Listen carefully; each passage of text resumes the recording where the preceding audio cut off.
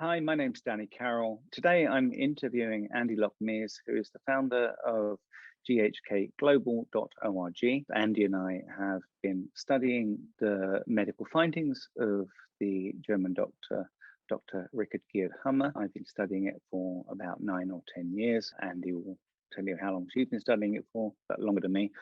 Today we're going to explore Andy's journey of studying the findings of Dr. Hummer and hopefully have an interesting discussion on the different elements of how we've integrated these into our lives. So Andy, hi, how are you? I'm doing great, Danny, and it is so wonderful to be here and addressing you and also everyone who will be listening to this on Dr. Hummer's birthday. So let's celebrate this man. Yes, right what a fine celebration, what a fine man, and what a fine way to celebrate this amazing human being's birthday on the 17th of May.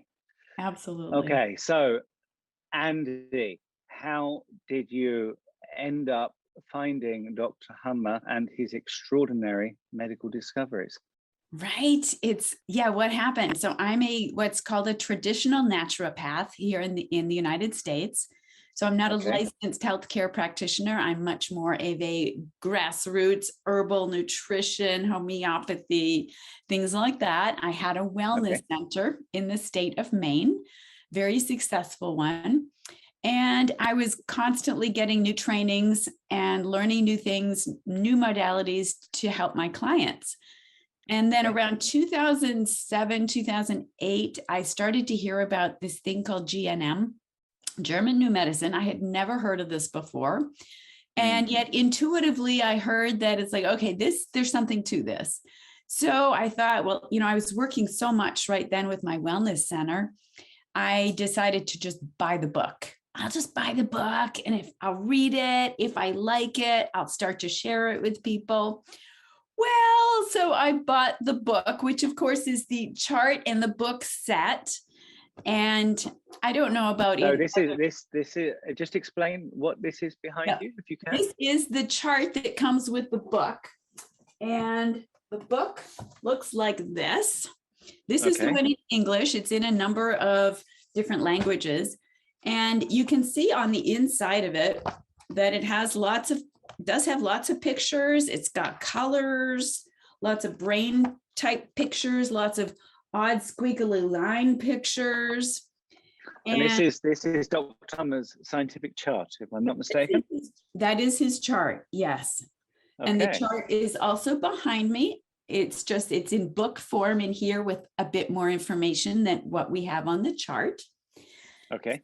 So I got this book in and I started looking through it and it made absolutely no sense at all. Okay. I had it for a year. Every few months I would pull it out and I would say, okay, I'm a smart person. I have a master's degree. I should be able to figure this out. Okay. And I couldn't. So that was frustrating. And I kept hearing just intuitively, you need to learn this. So I went to a training up in Canada. I was in Maine. It was a 5-hour drive, so it was very doable. Went to a 5-hour training, to a 4-day training. And in the first 30 minutes, I totally understood how to read the book. It was like putting a key in a lock and suddenly it all opens up.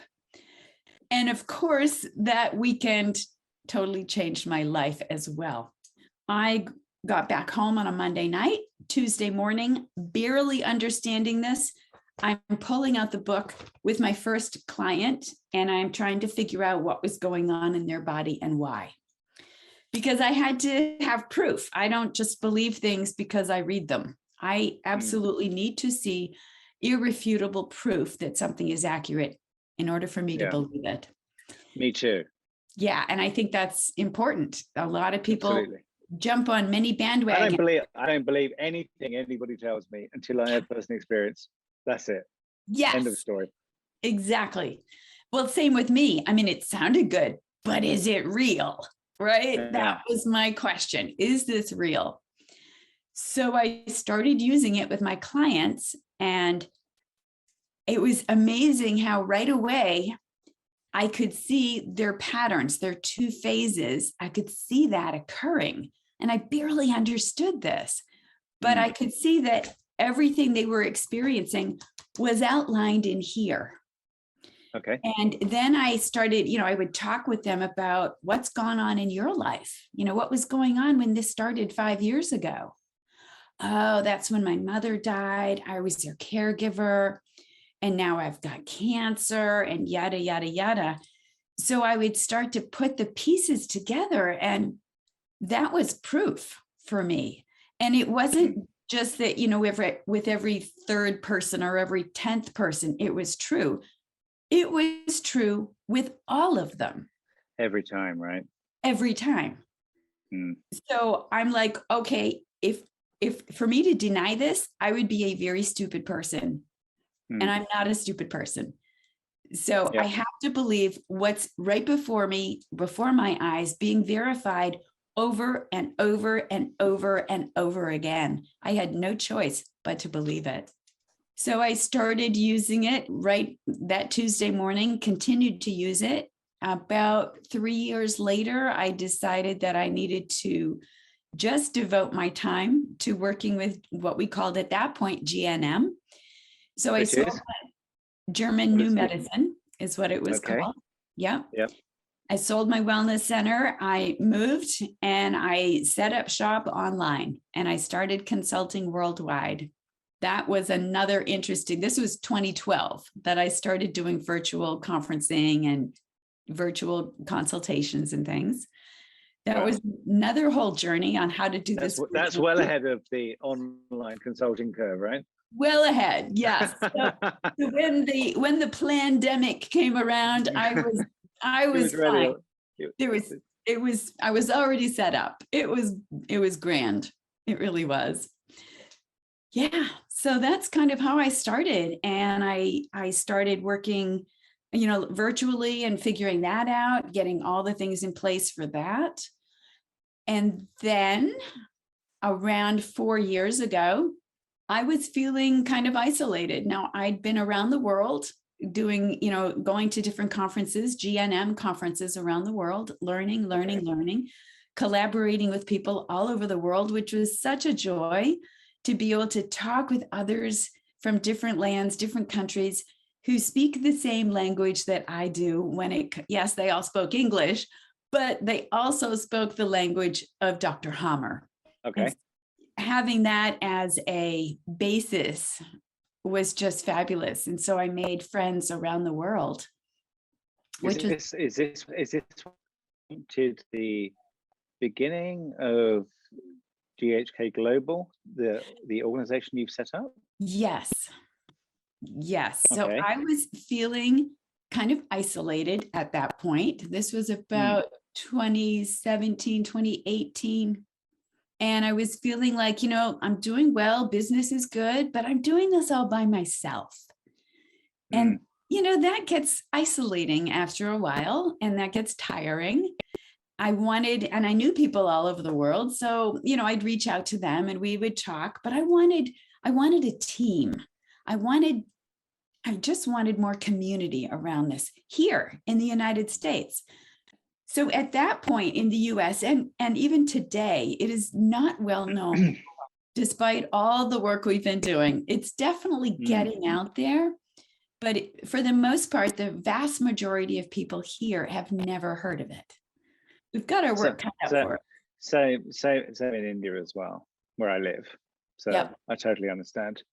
Yeah, exactly. So, but I knew that there were people around the country here in the US working with clients. And I thought, wouldn't it be fabulous if we could just get to know each other and support each other, so form a network together. Yeah. So I had a vision of an organization that would welcome anyone, no matter who they studied with, because that didn't matter to me. What mattered is that we work together and that we support each other. Yeah. And so I reached out to a young woman who was doing some pretty good videos and podcasting, Dr. Melissa Sell. And I didn't know her at all. I reached out. We had a 1 hour plus conversation.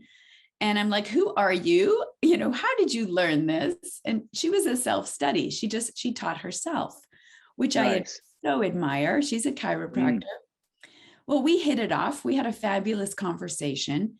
And I asked her if she would be willing to work with me to develop an organization here in the US for those of us who are working with clients using GNM. She said yes. So we started 6 months of work at developing what's our mission, what's our vision, what's our website going to look like.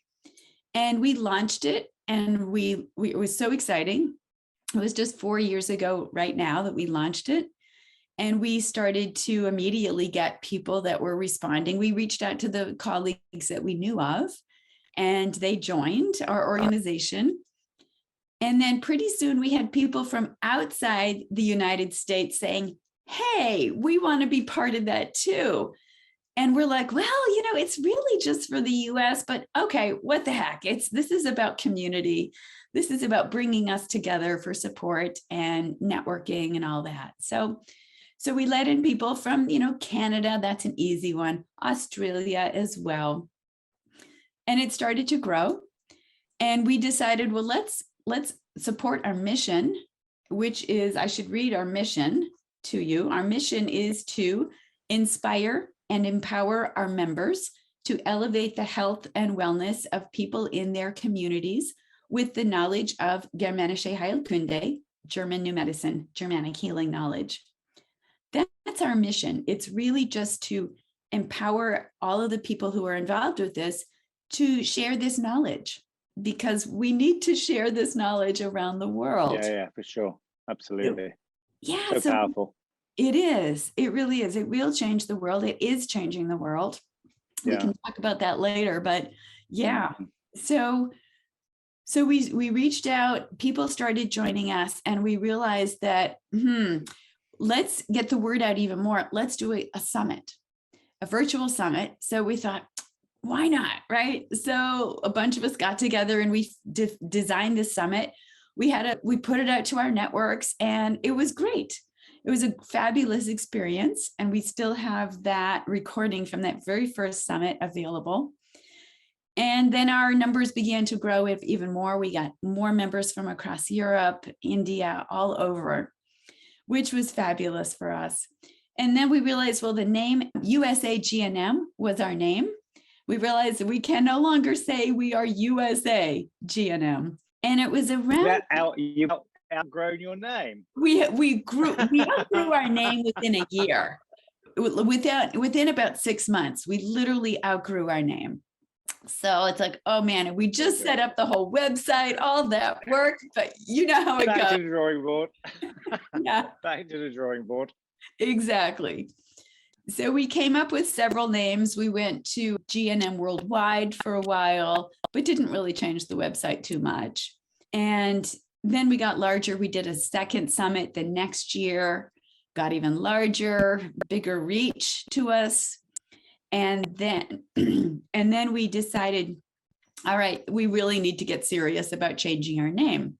But it's around that time that we started to learn to understand that Dr. Hammer did not want his work called German New Medicine. Okay, let me stop you there. Okay. Yep. There's been a journey in terms of the names that these medical discoveries and medical science have adopted through from the early 1980s when Dr. Hammer first introduced these medical discoveries. Just take me back to the beginning, and just a quick the journey of where it's traveled to and from. Right. And, I don't speak German, so I can't see the original German, but my understanding is that he called it the new medicine, right? He's a physician. He's trying to share his discoveries with other physicians so they will adopt it and use it with their patients. So he called it the new medicine. Okay. And it's my originally this in like 81, I think, if I'm not mistaken. Right. Early on. Yes. Yeah. Early on, the new medicine. And then he found a lot of people were plagiarizing that. I've got something, I'm going to call it the new medicine. I've got a modality, I'm going to call it the new medicine, and all of that. So I'm sure that was frustrating for him. So that's when he added the Germanic new medicine to it to differentiate it from just all of those people calling whatever they were doing the new medicine. Okay. So now it's Germanic new medicine. And then, of course, we know Dr. Hummer's awful story of being imprisoned, his medical license taken from him, and all of the horrible the ways he was treated by his colleagues. So that was the medical community. And he realized a long time ago before 2010, I know that he didn't want his work associated with the word medicine because of the medical community and how they treated him. So I do have a quote of his that has been translated into English. And what he said was, "I have therefore created a new term, Germanische Heilkunde. The term Germanic healing knowledge is wonderful. It combines Germanic as a term for freedom, truthfulness, and a sense of family with the two words heil, to heal, bright and holy, as well as kunde, to announce and to know. It's also a word for art." So we have very loosely translated it into Germanic healing knowledge, GHK, which is the closest we can come. It's not a direct translation. There is no direct translation. Heilkunde is a word that he made up. And my understanding from the Germans that I know is that they make up words like that regularly. They put words together and we have a new word. Oh, okay. That's interesting.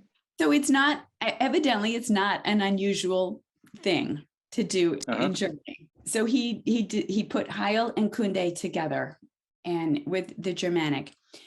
So I want to talk about that word Germanic because it has some, for Europeans, I guess there is a negativity to it because of World War II, and somehow it was used associated with some atrocities there. Okay. And I want to get it back to what was Dr. Hammer's original intention with this word? And again, I don't speak German. This is what I'm told by Dr. Hammer's associates, though, and his close friends. The Germanic people they are what I would call like the Native American people in the United States or the First Nation in Canada. It's our indigenous people. Okay. People living in community with the earth, with the rhythms and the cycles of nature. Okay. The early Germanic people, that's who they were. They were living in nature. They were in tune with the cycles of nature, with Mother Earth, the sun, the moon, all of that. And so I've not heard that. Yeah, that's interesting. I've never it's heard the Germanic people. So I've done some research on that, and it's really fascinating. The word that we would tend to use would be Anglo-Saxon here in the United States, and maybe Great Britain. So the Anglo-Saxons. There is a faction of the Germanic people that eventually broke off and became the Anglo-Saxons. Okay. So the root. How is that linked to the Germanic? Well, just the fact that we would know that term. We know the term Anglo-Saxon, and it's like, I didn't know that was Germanic people. It was. Right. All right. So Dr. Hammer picked that because it was just a natural way of living.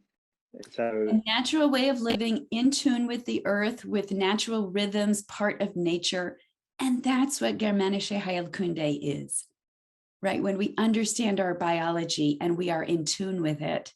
So it's taking his discoveries to a whole new understanding when you link it to what I will call the indigenous people on this planet who lived with the rhythms of the earth. They moved with the cycles, the seasons, the sun, the moon, all of that.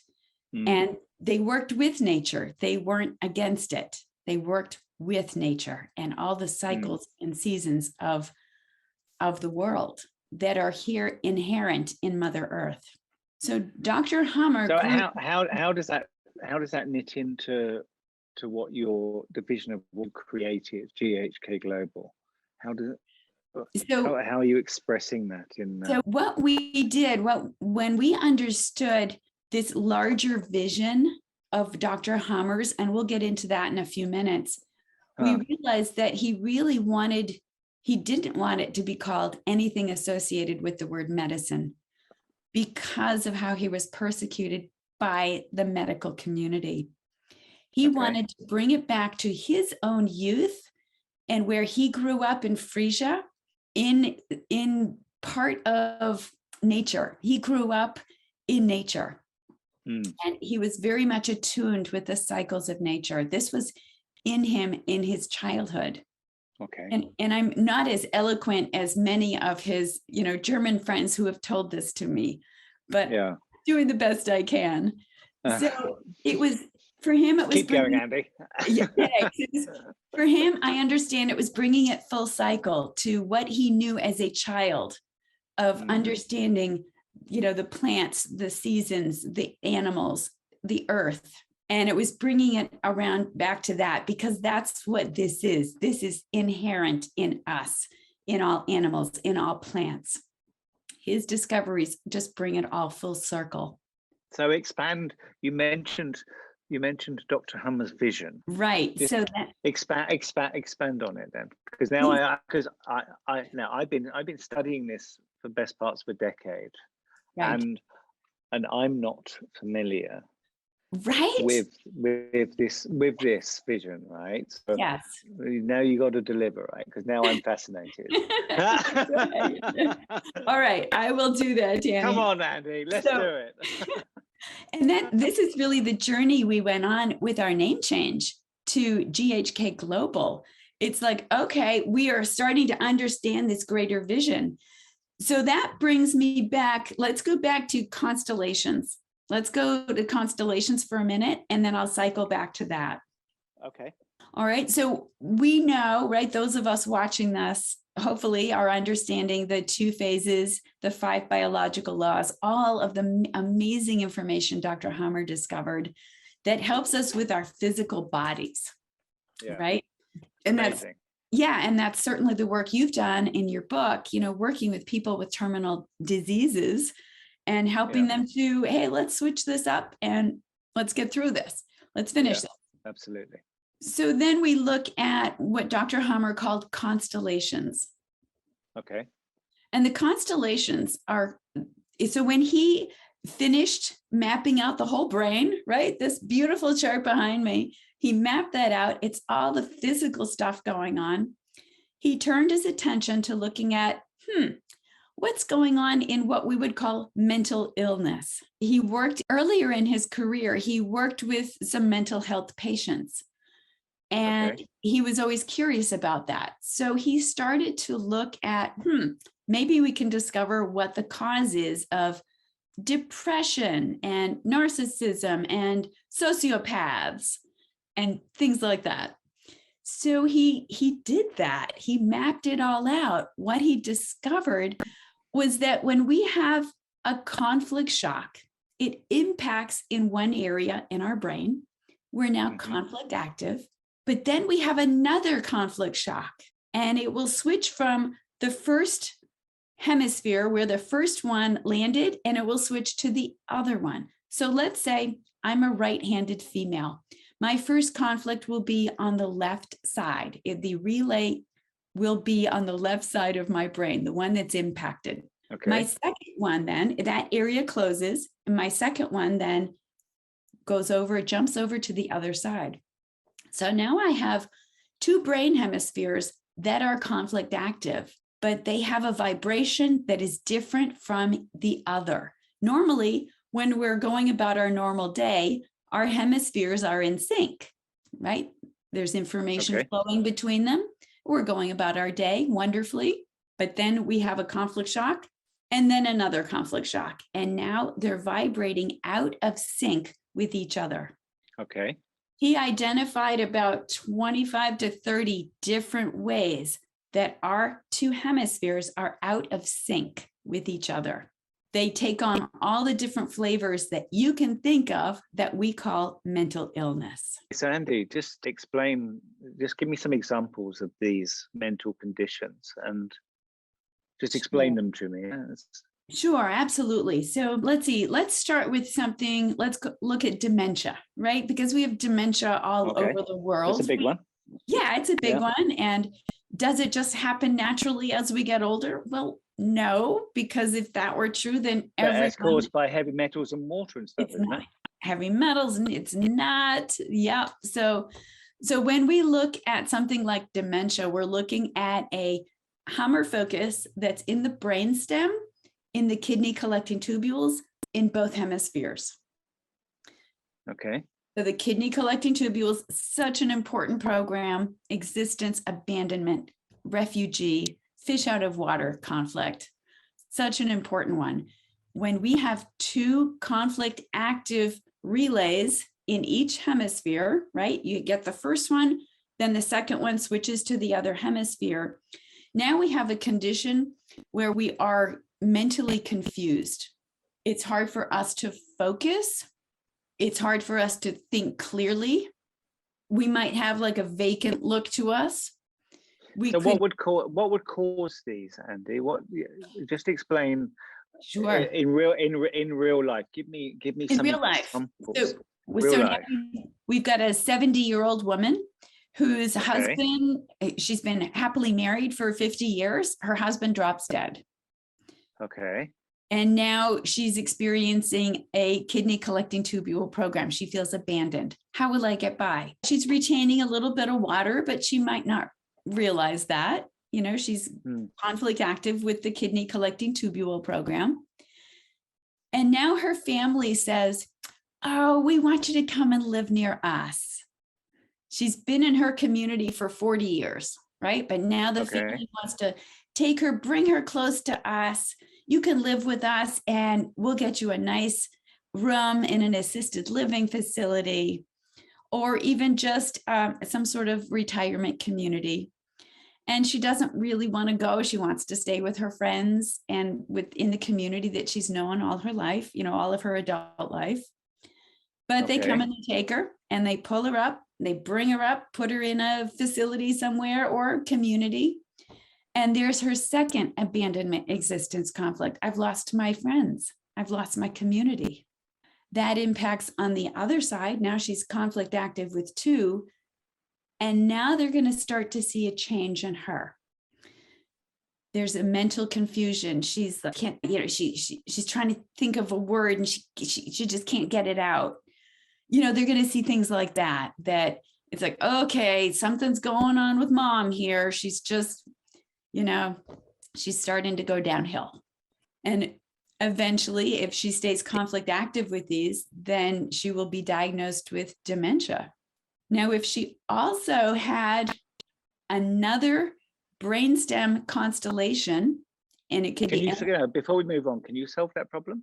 Is it possible to solve that? It is, to a degree, and if you catch it early, and especially if they already know GHK, then yes, absolutely. This is why we need to learn this as soon as we can, as often, as frequently as we can, really, really understand it. So we know, and okay, I'm active with the kidney collecting tubule program. I'm gaining some weight here, some water weight.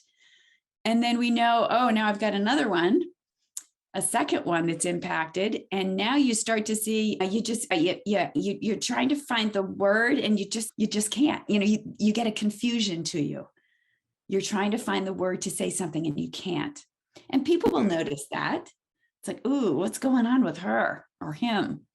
So if that person is aware of Dr. Hummer's work, then they're understanding, oh, I just had a second kidney collecting tubule. I need to resolve this as soon as I can. I need to tell my kids, no, I'm not moving. I'm not going to be moving. Or if I've moved, I'm moving back. Back to my old community. Back to my old community. As soon as you do, then she unconstellates and she no longer has dementia. She finds her words. She's no longer mentally confused. So yes, it's entirely possible to do that.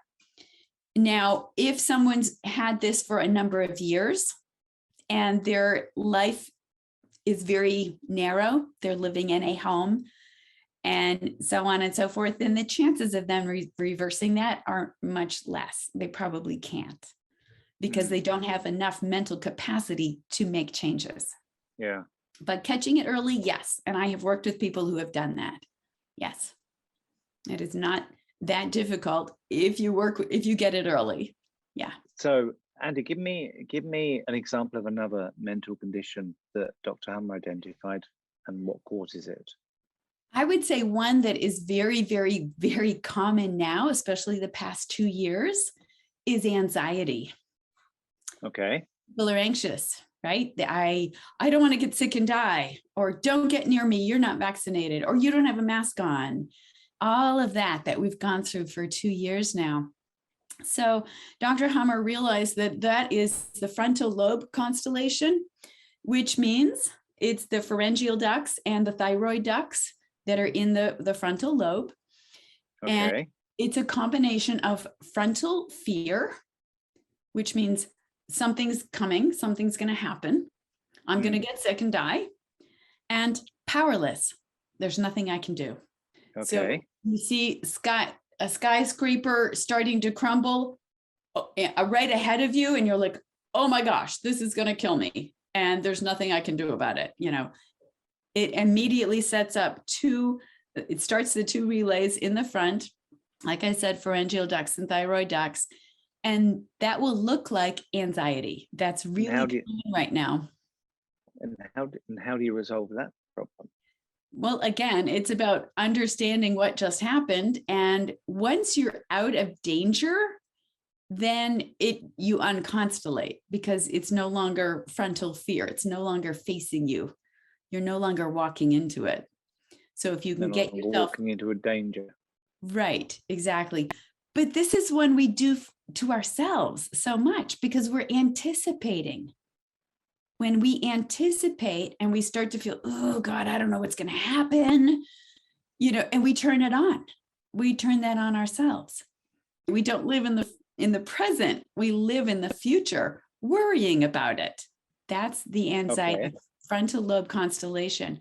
Now add to that the visual cortex. That's way here in the back of our head, our retina and vitreous body. This is called fear in the neck and fear of a predator. So it's something that's going to get me. Think of it that way. So, and in this case, it's what's lurking in the background that's going to get us. It's COVID.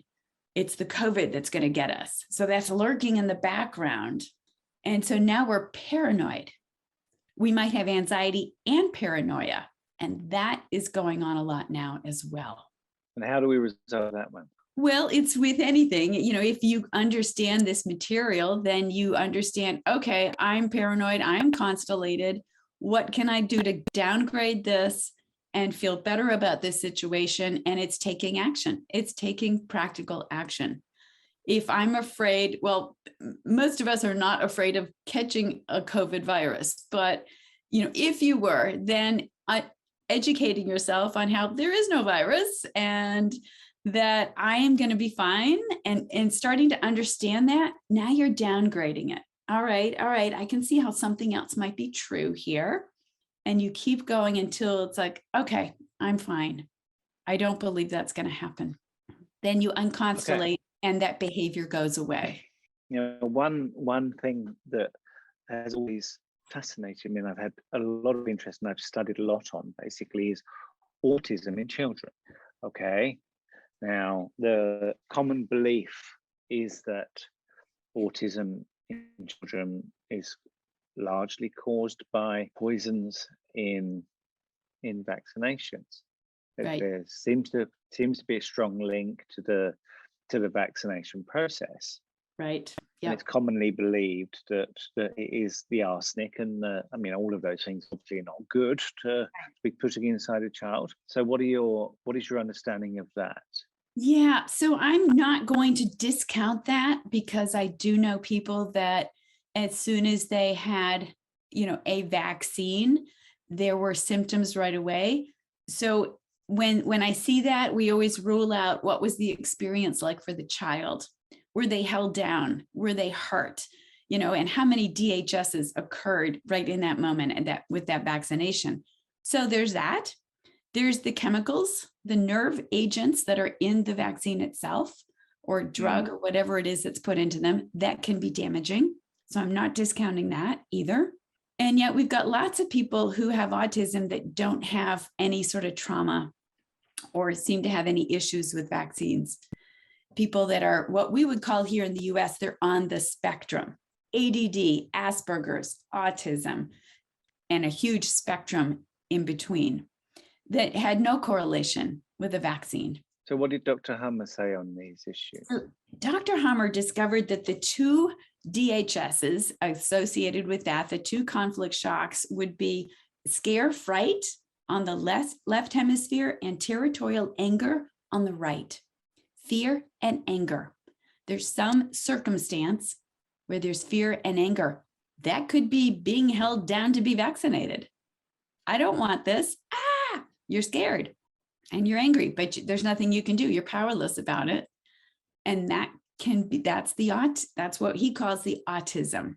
Now it's a different, explanation of autism. We have the medical autistic autism, and then there's the Dr. Hummer autism. And so it is a big spectrum. It can be someone who's just a little bit shy in a certain circumstance. So when I was in school, I was very shy in school, but I wasn't shy outside of school. I was autistic in school. I had this constellation running in school. It was a track for me. Okay. Anytime I would go to school, I would be very, very shy. Outside of school, I wasn't. So school was a track for me that started this program. So you mentioned before we started on the discussion on constellations that this was a prelude to the vision that Dr. Hummer had. I'm still chomping at the bit. Yep. Okay, let's go there. I've not heard it, and I need to hear it. Well, it's really his vision was.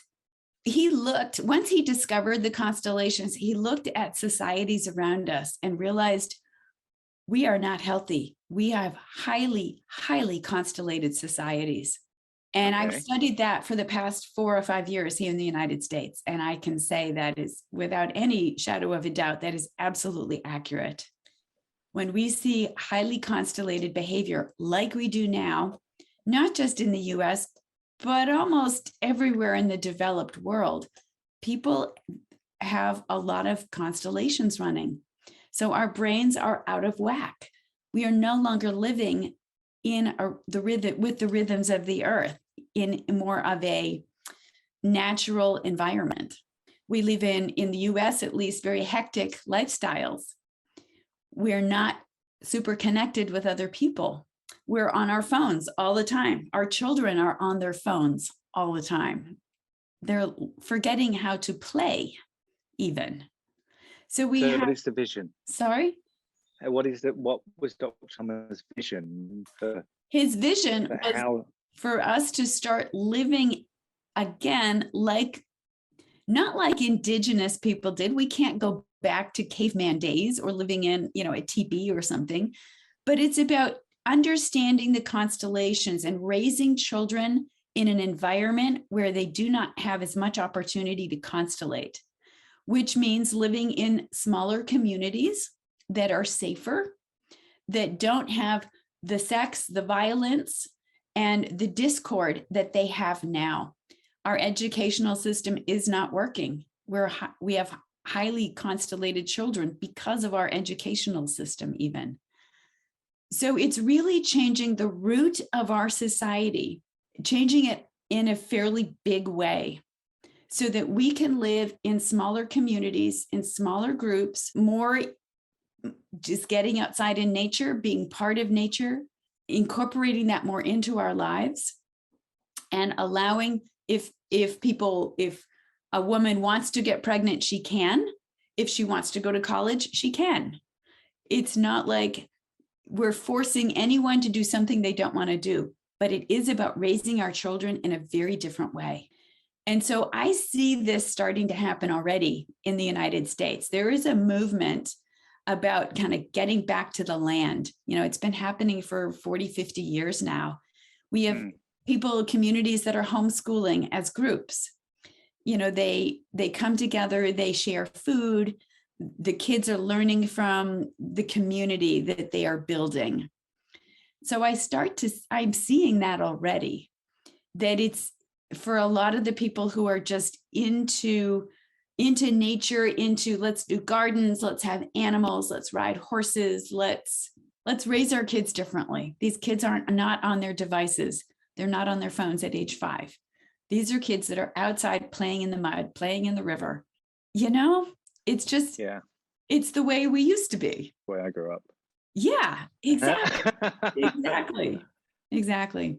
So that's his vision. And so when we look at society now and the decisions that governments take, it is not helping us to get to that place. If anything, it's keeping us divided.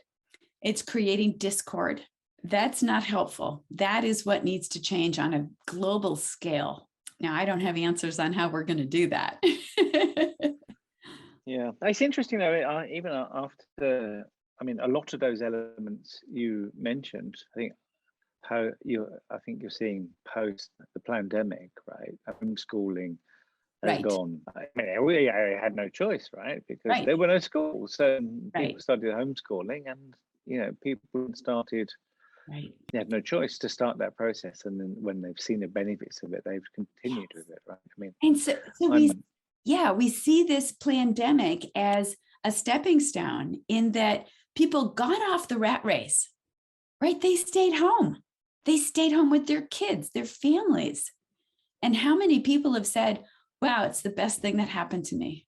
I know a lot of people said that. Yes, that's the beginning of this, of Dr. Hummer's vision. Andi,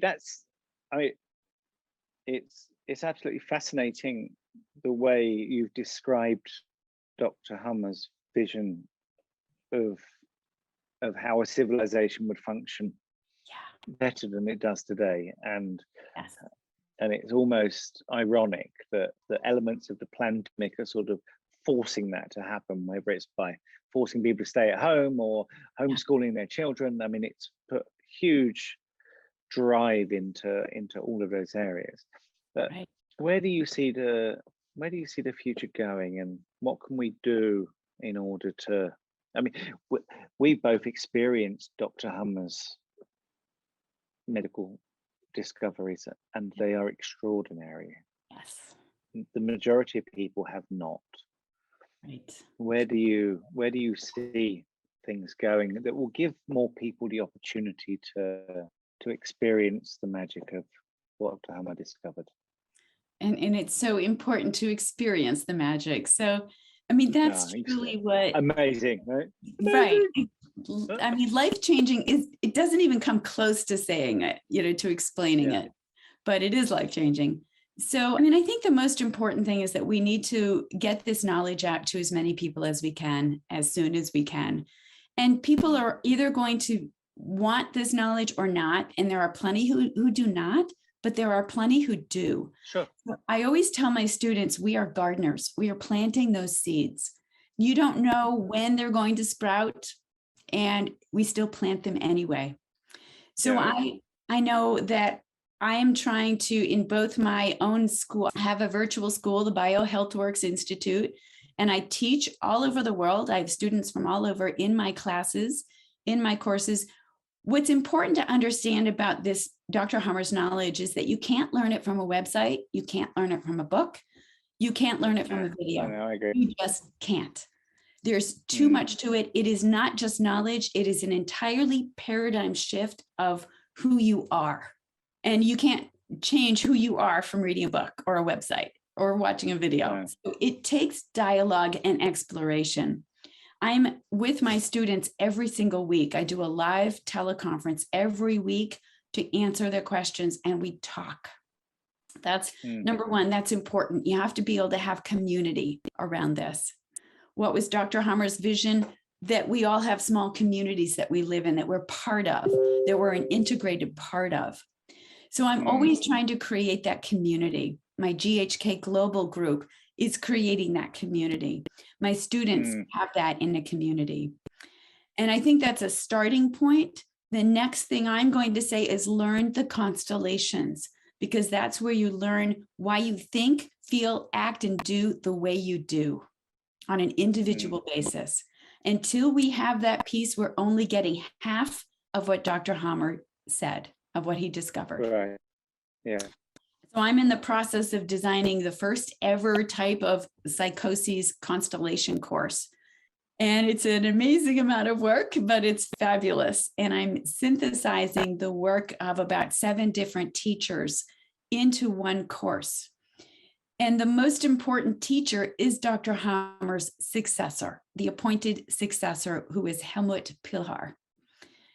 Helmut he taught in Dr. Hammer's place for 20, 25 years in Europe when Dr. Hammer could no longer teach safely. They designed workshops that Helmut then went out and delivered. And that's where most people in Europe learned from Helmut. They didn't learn from Dr. Hammer. They learned from Helmut Pilhar. The good news is that Helmut has Dr. Hammer's original work, which we don't have in English. It has not been translated except for this book.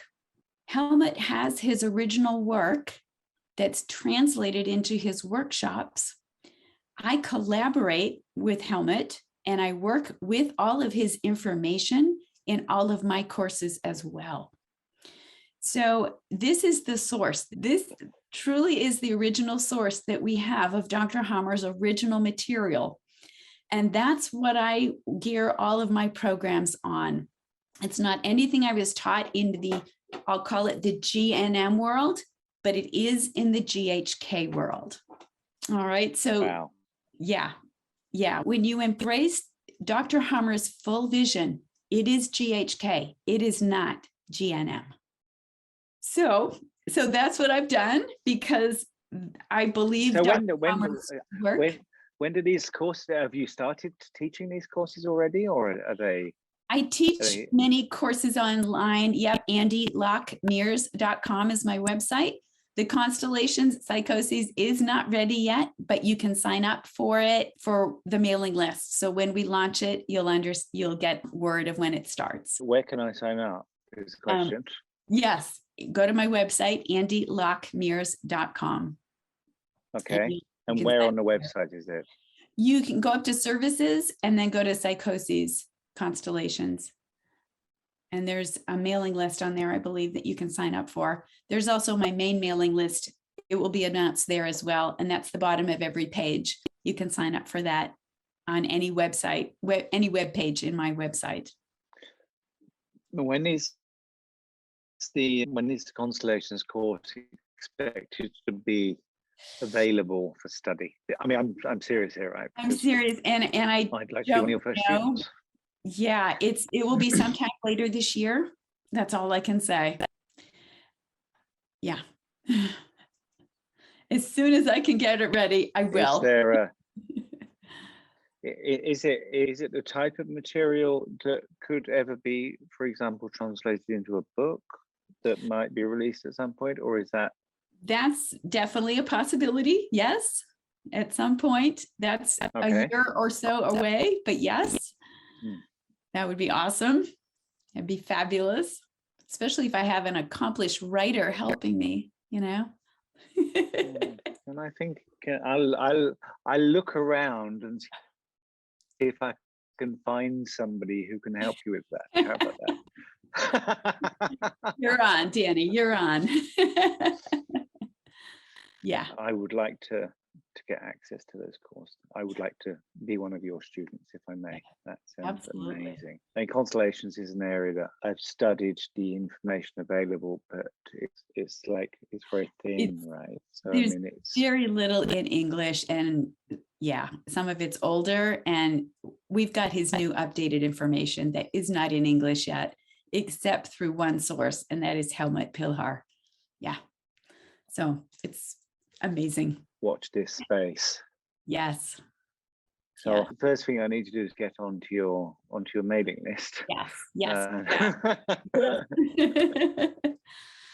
Yep. Well, Andi, it's been an absolute pleasure, and the world of German medicine and Germanisch Heilkunde, I've been in it now for nearly 10 years, and it seems that every day it's just like a whole new world of discovery. And I'm learning today that there's a whole new world that I'm still really yet to discover in this body of knowledge, and it's so exciting, and it's so liberating, and it's just life transforming, and it's been an absolute pleasure talking to you. Thank you so much for this opportunity. And thank you for Dr. Varghese for putting this together and celebrating Dr. Hammer's birthday. We are indebted to you, Dr. Varghese, very much so. I agree entirely. He's a fine man. Dr. Varghese, God bless you. Thank you for putting this together.